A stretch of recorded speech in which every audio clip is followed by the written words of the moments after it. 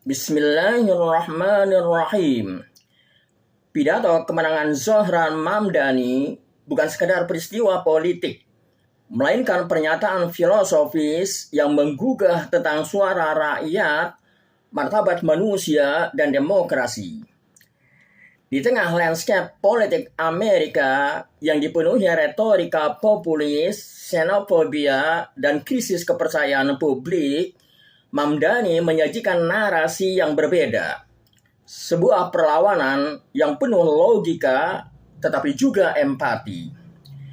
Pidato ini dibuka dengan kalimat yang memancing perhatian dunia.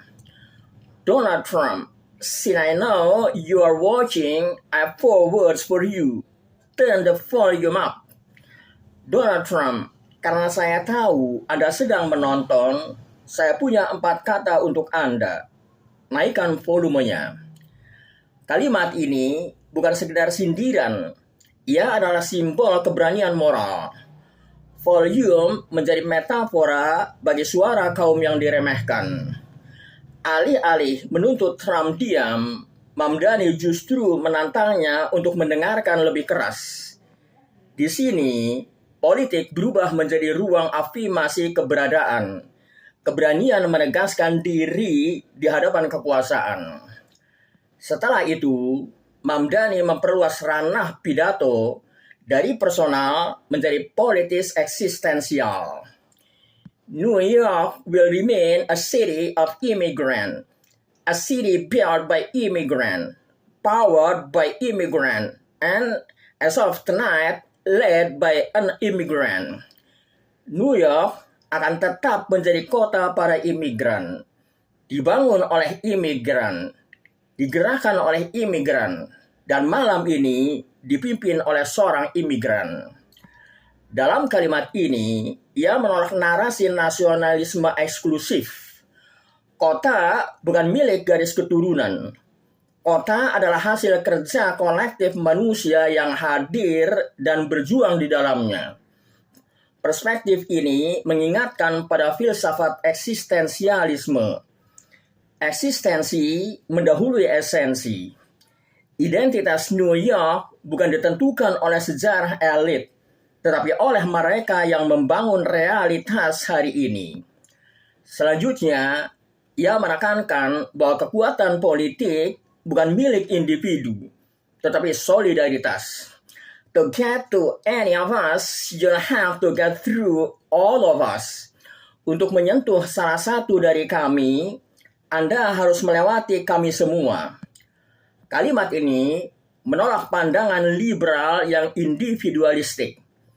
Mamdani berbicara tentang komunitas sebagai pertahanan moral.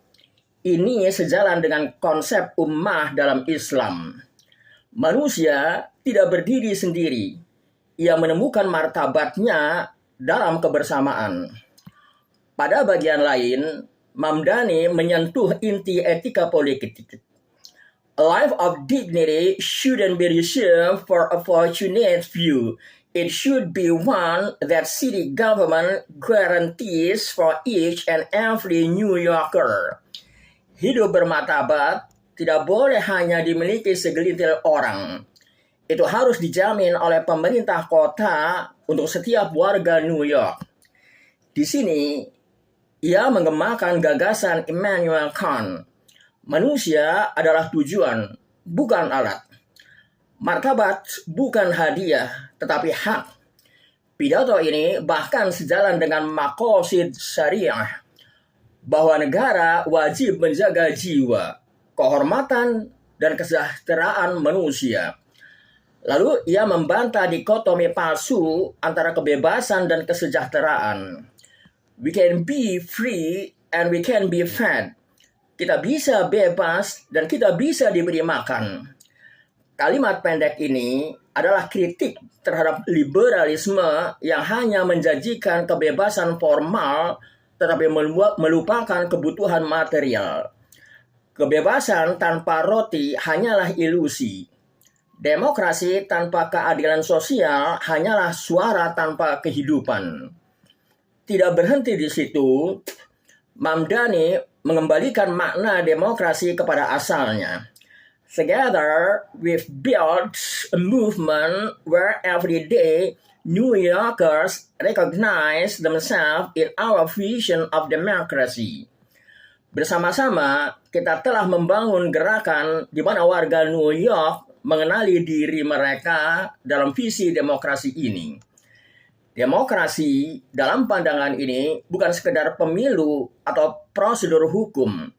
Demokrasi adalah ruang pengakuan. Filsuf seperti Ansel Hannett menyebutnya sebagai kebutuhan mendasar manusia. Diakui, dilihat, dan dianggap ada.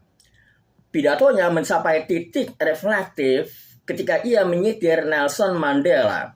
"Tonight, we made history. As Nelson Mandela said, it always seemed impossible until it's done." Malam ini kita menciptakan sejarah. Seperti kata Nelson Mandela, selalu tampak mustahil sampai itu selesai dilakukan. Ini adalah etika harapan bahwa sejarah tidak ditulis oleh mereka yang kuat, tetapi oleh mereka yang bertahan. Pidato Zohran Mamdani bukan hanya tentang kemenangan politik. Ia adalah narasi tentang martabat manusia, solidaritas, dan demokrasi yang hidup. Ia menolak politik kebencian dengan keberanian moral. Ia menunjukkan bahwa suara bukan sekedar kata, tetapi keberanian untuk ada. Wallahu a'lam bishawab.